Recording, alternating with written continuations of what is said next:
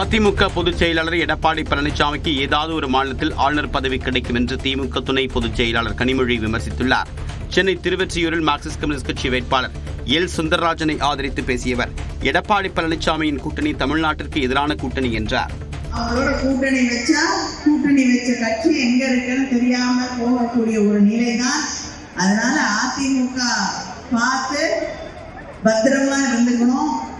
எப்படி பத்திரமா இருந்தாலும் நம்முடைய எடப்பாடி பழனிசாமி அவர்களுக்கு நிச்சயமா ஏதாவது ஒரு மாநிலத்தை கவர்னர் வேலையாவது கொடுப்பாங்க. முதலமைச்சர் மு.க. ஸ்டாலின் தலைமையிலான அரசு மத்திய அரசுடன் முரண்பட்டதால் தமிழ்நாட்டில் வளர்ச்சி திட்டங்கள் பாதிக்கப்பட்டுள்ளதாக மத்திய இணையமைச்சரும் அவிநாசி தொகுதியின் வேட்பாளருமான எல் முருகன் தெரிவித்துள்ளார். அன்னூரில் வாக்கு சேகரிப்பின் போது செய்தியாளர்களை சந்தித்த அவர் இவ்வாறு கூறினார். அண்ணன் எடப்பாடி அவர்கள் 4.5 ஆண்டுகள் தமிழகத்தில் எவ்வளவு ஒரு செழிப்பான ஆட்சி, எவ்வளவு மிகப்பெரிய முன்னேற்றத்தை இங்கு கொடுத்திருந்தார்கள். அந்த முன்னேற்றம், அந்த செழிப்பை மீண்டும் கொடுப்பதற்கு எங்களுடைய அண்ணா திராவிட முன்னேற்ற கழகம் பாரதிய ஜனதா கட்சி கூட்டணி தான் முடியும்.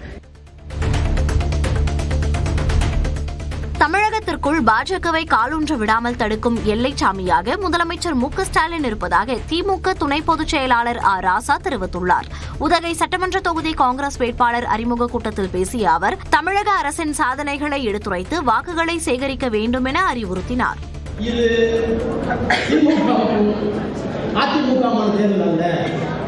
இது தமிழ்நாட்டுக்கும் டெல்லிக்குமான தேர்தல்.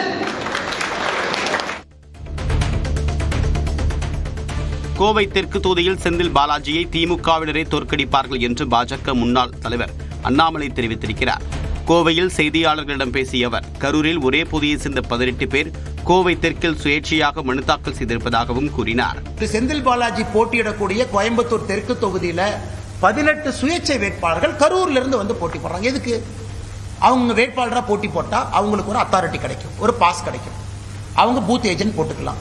இலவசமா பொருளை கொண்டே வீடு வீடா குடிக்கிறது. யாராச்சும் என்னப்பா கருவுக்காரங்க என்னப்பா பண்றீங்கன்னு கேட்டா, இல்லைங்கன்னா நாங்களாம் தேர்தலில் போட்டி போடுறோம்.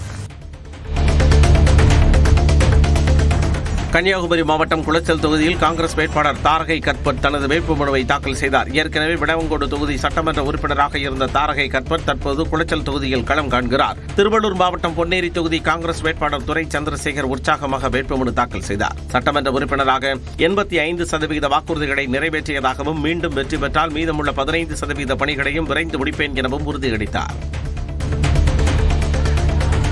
கன்னியாகுமரி சட்டமன்ற தொகுதியில் திமுக வேட்பாளர் மகேஷ் தனது ஆதரவாளர்களுடன் ஊர்வலமாக வந்து தோவாளை வட்டாட்சியர் அலுவலகத்தில் மனு தாக்கல் செய்தார். தொடர்ந்து அதிமுக வேட்பாளர் தளவாய் சுந்தரம் தனது வேட்புமனுவை தாக்கல் செய்துவிட்டு தீவிர வாக்கு சேகரிப்பில் ஈடுபட்டார்.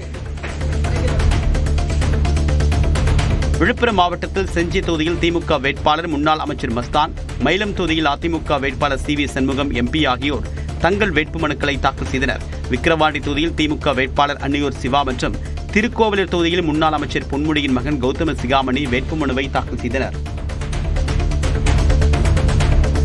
விருதுநகர் மாவட்டம் சிவகாசி தொகுதி அதிமுக வேட்பாளரான முன்னாள் அமைச்சர் கே.டி. ராஜேந்திர பாலாஜி ஆயிரக்கணக்கான தொண்டர்கள் புடைசூழ ஊர்வலமாக சென்று வேட்புமனு தாக்கல் செய்தார். சோழிங்கநல்லூர் தொகுதி அதிமுக வேட்பாளர் கே.பி. கந்தன் கூட்டணி கட்சியினருடன் சென்று தனது வேட்புமனுவை தாக்கல் செய்தார். கள்ளக்குறிச்சி மாவட்டம் உளுந்தூர்பேட்டை தொகுதி அதிமுக வேட்பாளர் குமரகுரு தனது வேட்புமனுவை தாக்கல் செய்தார். ஈரோடு கிழக்கு தொகுதி அதிமுக வேட்பாளர் மனோகரன் தனது வேட்புமனுவை மாநகராட்சி ஆணையாளர் அலுவலகத்தில் தாக்கல் செய்தார். யாருக்கும் விதிக்கப்படாத கட்டுப்பாடுகள் தாவிக தலைவர் விஜய்க்கு விதிக்கப்படுவதாக அக்கட்சியின் லால்குடி தொகுதி வேட்பாளர் கூப்பா கிருஷ்ணன் குற்றம் சாட்டினார். லால்குடியில் செய்தியாளர்களை சந்தித்த அவர், விஜய் தாக்கல் செய்த வேட்புமனுக்களில் எந்த குழப்பமும் இல்லை என கூறினார்.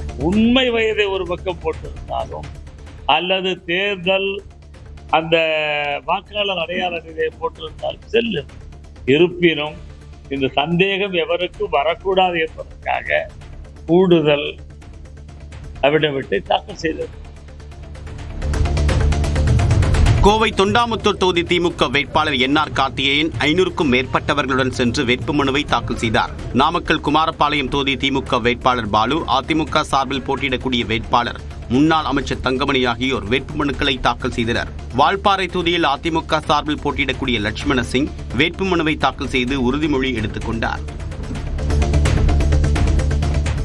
FCRA சட்டத்தை கொண்டு வந்தது காங்கிரஸ் தான் என்று பாஜக முன்னாள் மாநில தலைவர் அண்ணாமலை தெரிவித்துள்ளார். கோவையில் செய்தியாளர்களிடம் பேசிய அவர், இந்த சட்டம் கிறிஸ்தவர்களுக்கு எதிரானது என்பது போல முதலமைச்சர் பொய் பரப்புரை செய்வதாகவும் கூறினார்.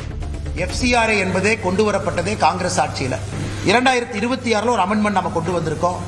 இது யாருக்கும் எதிரானது கிடையாது. ஆனால் தமிழகத்தில் முதலமைச்சர் பார்த்தீங்கன்னா இது சிறுபான்மையினருக்கு எதிரானது, கிறிஸ்டியன் கம்யூனிட்டிக்கு எதிரானது அப்படிங்கிற பொய் பிரச்சாரத்தை பேசுறாங்க.